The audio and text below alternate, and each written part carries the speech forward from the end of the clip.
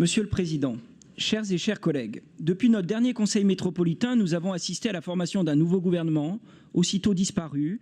Nous avons vécu une semaine suspendue aux annonces présidentielles pour enfin découvrir un nouveau gouvernement avec, aux surprises, le même Premier ministre qui avait démissionné 6 jours auparavant. Nous pourrions sourire, comme le fait la presse étrangère. Nous pourrions simplement compter les mois nous séparant de la fin du deuxième quinquennat d'un président pétri de certitude qui croit sans cesse avoir raison contre toutes et tous. Mais l'instabilité emporte toujours avec elle la protection des plus fragiles et des plus vulnérables. Il y a et il y aura des perdants et des perdantes. À elles et eux, nous voulons dire que notre métropole, depuis 2020, est un rempart par ses politiques publiques permettant de lutter contre l'aggravation des inégalités, contre la pauvreté qui ne cesse de progresser dans notre pays alors qu'elle baisse depuis 2022 dans notre métropole. La protection sanitaire, sociale, environnementale se concrétise par des actes. Le rapport Transition et Résilience qui nous sera présenté aujourd'hui le rappelle avec force en évoquant la lutte contre les pauvretés à travers l'accès à l'eau, l'ouverture de sites d'hospitalité comme la Colline, en pointant les nombreux progrès vers une alimentation résiliente, de la fourche à la fourchette, comme aime à le rappeler le vice-président Jérémy Camus, au sujet du soutien fort de notre collectivité à une agriculture nourricière. Lors de ce conseil, nous évoquerons aussi notre combat contre la précarité énergétique, avec la proposition qui vous est faite de poursuivre le service local d'intervention pour la maîtrise de l'énergie en 2026 et 2027 et l'accompagnement de 450 familles par an, des familles qui hésitent entre se chauffer et finir le mois et retrouvent avec cet accompagnement des aides, un accès aux droits et un peu de sérénité. Aujourd'hui encore, nous parlerons de la mise en œuvre de la loi plein emploi sur tout notre territoire et de notre volonté de nous appuyer sur l'expérimentation menée à Givors-Grigny. Notre choix est clair, il est du côté de l'accompagnement socio-professionnel des demandeurs et demandeuses d'emploi allocataires du RSA. Nous parlerons également de mal logement et de solutions innovantes mises en place pour lutter contre la vacance des logements, les passoires énergétiques, tout en trouvant des solutions à des hommes et des femmes dont la seule perspective est la rue. Toutes ces actions sont majeures et dessinent une politique de protection ambitieuse et surtout nécessaire.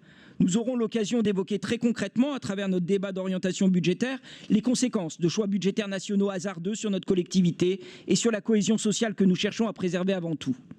Lors de cet avant-dernier conseil du mandat, nous mesurons le chemin parcouru, mais également le vertige des défis que nous avons encore à relever pour réduire les inégalités. En la matière, pour réussir, il y a un levier à ne jamais négliger et délaisser. Ce levier est celui d'une politique audacieuse à destination des jeunesses. Une politique dont l'objectif est la réduction des inégalités au sein d'une génération, mais également entre les générations. Nous ne réussirons pas ce pari si, à travers nos politiques éducatives, nos politiques d'accompagnement vers l'emploi, nous baissons les bras. J'ai bien parlé de jeunesse au pluriel. Dans notre métropole comme ailleurs, il y a des jeunesses.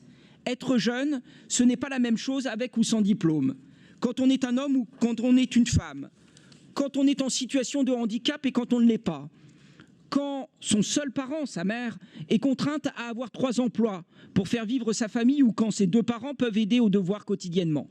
Quand on reste l'été dans son quartier ou quand on part en vacances. Quand on n'a aucune aide financière, qu'on cherche un emploi et qu'on ne peut pas passer le permis ou quand on a un soutien financier familial. La politique des jeunesses est la bataille des batailles. Quelle fierté d'avoir porté ensemble le revenu de solidarité jeune et d'avoir permis depuis 2021 à près de 3800 jeunes de moins de 25 ans d'avoir non seulement un coup de pouce financier, mais surtout un accompagnement socio-professionnel. Quelle fierté d'avoir engagé et fortement financé ces 2 dernières années 2000 logements sociaux étudiants et permettre ainsi à des jeunes de ne pas renoncer à leurs études faute de toit.